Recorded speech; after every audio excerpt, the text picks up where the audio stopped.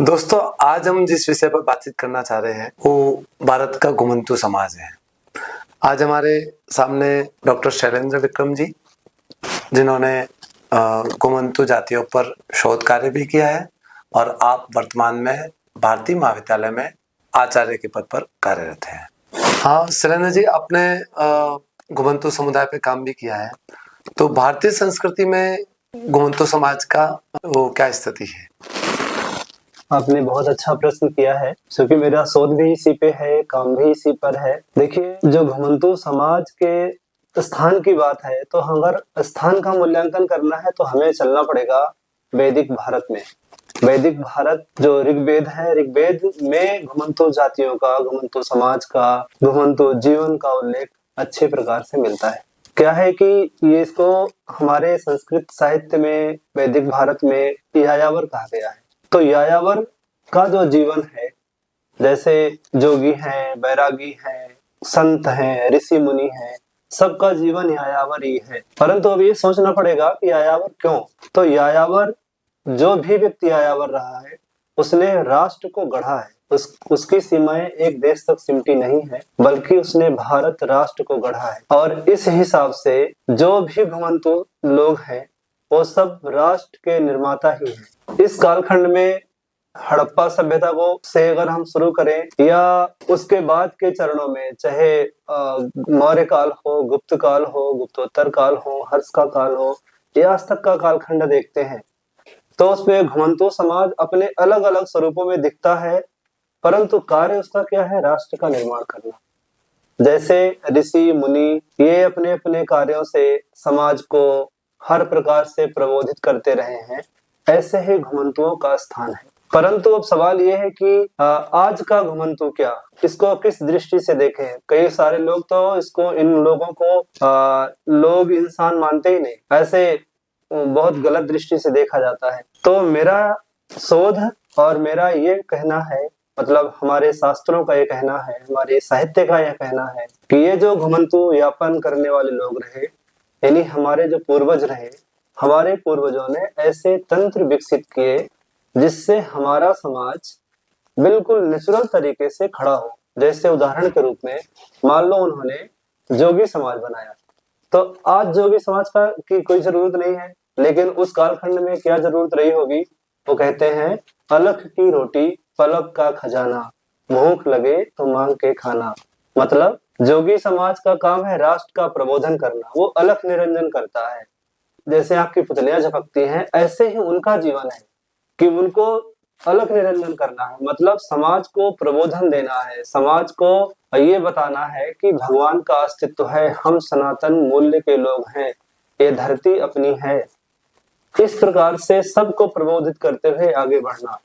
तो अब चूंकि इनकी कम संख्या है, क्या कहेंगे? जोगी कहेंगे। ऐसे ही सपेरा कम्युनिटी कर लेते हैं, तो वो लोग कान साफ करते हैं। कई उसमें से एक दया कम्युनिटी है, वो सिंहीवाल कहते हैं उनको, सिंह से कहीं पर भी पस है वो निकाल लेते हैं। मैंने उनसे जब पूछा सपेरा कम्युनिटी से, तो उन लोगों ने कहा कि केवल हम कान ही नहीं साफ करते, हम आंख भी ठीक कर लेते हैं। गले में ज्यादा दिक्कत है तो वो भी हम ठीक करना जानते हैं। मतलब वो ईएनटी को जानने वाले लोग। दया के बारे में बताया, वो आर्थोपेडिक्स का जानकार है। ऐसे अनेकों और भी जातियां हैं जो कुछ न कुछ जानती ही हैं। तो अगर भारतीय दृष्टि से बात करें डॉक्टर पुनाराम जी, तो इसका स्थान बहुत गौरवमय है और अभी निरंतर जरूरत है इस पे अध्ययन की, समाज की जागरूकता की भी जरूरत है कि इनको जो भी पड़े हैं रोड पर, इनको बेचारा या हे दृष्टि से न देखा जाए। आपके जवाब से हमें जानकारी प्राप्त हुई कि घुमंतू जातियों का गौरवशाली इतिहास रहा है, लेकिन हम जानना चाहते हैं कि घुमंतू जातियों की वर्तमान में जो स्थिति है वो बहुत ही दयनीय है। तो ऐसी दयनीय स्थिति होने का जो कारण है, वो क्या कारण आपकी दृष्टि में ध्यान में आते हैं? जी डॉक्टर साहब, बहुत ही अच्छा प्रश्न है ये भी।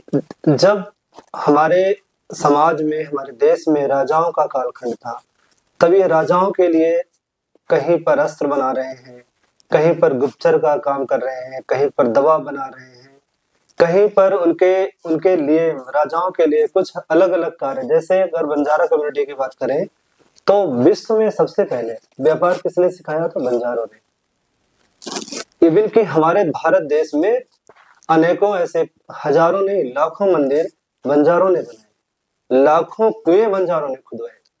क्यों? क्योंकि उनके पास पैसा होता था, वो एक स्थान से दूसरे स्थान तक घूमते टहलते रहते थे। और टहलने का सवाल ये नहीं था केवल टहलना, वो इसलिए टहलते थे क्योंकि उत्तर दक्षिण पूरब पश्चिम भारत को एक कर रहे हैं, वो संस्कृतियों का आदान प्रदान कर रहे हैं। लेकिन चूंकि आज की जो विपन्न स्थिति इसलिए आई कि ये जो राजाओं के कालखंड के बाद, यानी मुसलमान का काल आया, मुस्लिम का कालखंड आया, उसके बाद अंग्रेजों का कालखंड आया। तो अंग्रेजों के कालखंड में लॉर्ड मैकाले ने एक क्रिमिनल ट्राइब्स एक्ट बनाया और उसमें लगभग 200 जातियों को अपराधी मान लिया। पहले तो हमारा देश उनको अपराधी नहीं मानता था, लेकिन एक लंबा समय बीता तो हमारे ही समाज के लोग इन लोगों को अपराधी मान बैठे। तो जब उनको अपराधी मान बैठे तो उनको हे दृष्टि से देखने लगे और उसी हे दृष्टि के नाते आज की ये विपन्न अवस्था उनकी हो गई, क्योंकि उनको उस कानून के तहत एक ही स्थान पर रोक दिया गया। अब वो चल नहीं सकते, वो जहां हैं वहीं रहेंगे। और उनका अगर बच्चा किसी का जन्म भी हुआ है तो उसको भी अगल बगल के पुलिस चौकी पे थाने पे जाके अंगूठा लगाना पड़ता था, जिससे कि वो ये सिद्ध करे कि मैं यहीं रहता हूँ, कहीं जा नहीं रहा। ने जो क्रिमिनल लॉ बनाया उसके कारण उनकी स्थिति ऐसी हुई। लेकिन आप हमें हमारे दर्शकों को ये बताइए कि ये जो अभी जो वर्तमान में जो घुमंतुओं की स्थिति बहुत दयनीय है, उसको आप ठीक करने के लिए या उनको वापस अपना गौरवशाली जो स्थान प्राप्त हो, उसके लिए आप अपने दृष्टि में उनके क्या उपाय हो सकते हैं, या फिर सरकार की तरफ से क्या उपाय हो सकते हैं, या समाज की तरफ से क्या उपाय हो सकते हैं? ऐसा है कि कैसे इनको हम अपने लिए जोड़ें, हमारे समाज के मुख्य धारा में कैसे ये आए, हमारे राष्ट्र के निर्माण करता है ये, और यही विपन्न स्थिति में है। तो सबसे पहली चीज तो ये होनी चाहिए कि समाज इनके लिए संवेदनशील बने। और समाज संवेदनशील के साथ साथ क्या होना चाहिए कि जहां पर भी ये समाज रहता है इनके बच्चों को 100% शिक्षा मिले, इनको ठीक प्रकार से भोजन मिले, जहां ये रहते हैं वहां शौचालय पानी की जो मूलभूत जरूरतें हैं वो मिले। अभी तो है ही नहीं, यानी ऐसी भी बस्तियां हैं कि वहां 500 मीटर के बाद में शौचालय है, तो वो बहन जाती ही नहीं दिन भर, उसको पाइल्स की समस्या या लंग्स की समस्या अपने आप से हो जाती है। तो वो करेंगे कैसे जब तक उनको मूलभूत सुविधाएं ही नहीं मिलेगी जो जीवन जीने के लिए जरूरी है? तो ये समाज स्टैंड कैसे करेगा? तो इसके लिए सबसे पहले सरकार को चाहिए कि इनको कहीं एक जगह पे रखा जाए, इनके रोजगार के जो साधन है उसको मान दिया जाए और इस समाज को पूरी तरीके से पढ़ाया जाए, तो ये समाज अपने आप से खड़ा हो जाएगा। बेचारा नहीं, मैं आपको एक उदाहरण से बताता हूँ। जैसे गाड़िया लोहार समाज है, महाराणा प्रताप का हल्दी घाटी का युद्ध आपको याद ही होगा। हल्दी घाटी के युद्ध के समय महाराणा प्रताप ने एक स्ट्रेटजी बदली, यानी कई लोग कहेंगे ना महाराणा प्रताप युद्ध हार गए थे, महाराणा प्रताप तो एक सेकंड के लिए भी युद्ध नहीं हारे थे। उन्होंने स्ट्रेटजी बदली और उसमें छापामार युद्ध नीति का उन्होंने पूरी तरीके से अपने लोगों को बताया कि हम लोग छापामार युद्ध नीति लागू करेंगे।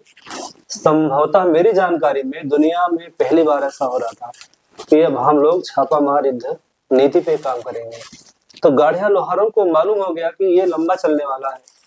तो चूंकि हल्दी घाटी से पहले ही जब वो चित्तौड़ से आ रहे थे तभी वो 5 कसम खा चुके थे कि हमको घर बना के नहीं रहना है, दीपक नहीं जलाना है, पानी पीने का रास्ता नहीं रखना है, जमीन पे सोना है, बर्तन में खाना नहीं खाना है। तो ये जो 5 कस्में इनकी हैं, इसी को पालन करते हुए आज भी, यानी 1576 हल्दी घाटी युद्ध, 2025 आज, इतने साल तक इनका जीवन वैसे ही तो है जैसे वो छापामार युद्ध के समय था, और उनको महाराणा प्रताप अभी भी याद है। तो हमारी जिम्मेदारी क्या बनती है कि हम भी अवेयर हो और सरकार और जागरूकता के साथ इन पे काम करे, तो ये सेटल हो जाएगा। यानी इनके विकास का जो मुख्य आपकी दृष्टि में जो उपाय है वो है शिक्षा, और यानी सरकार को और समाज को जो है उनके शिक्षा के लिए कुछ प्रयास करने चाहिए। देखिए, केवल गाड़िया लोहार समाज या केवल घुमंतु समाज के लिए ही शिक्षा जरूरी नहीं है। शिक्षा तो हमारे भारत को आगे बढ़ाने के लिए भी जरूरी है, पर शिक्षा वो माध्यम है, वो चाबी है जिससे ये पूरा समाज खड़ा हो जाएगा। बिल्कुल आप सही कह रहे हैं।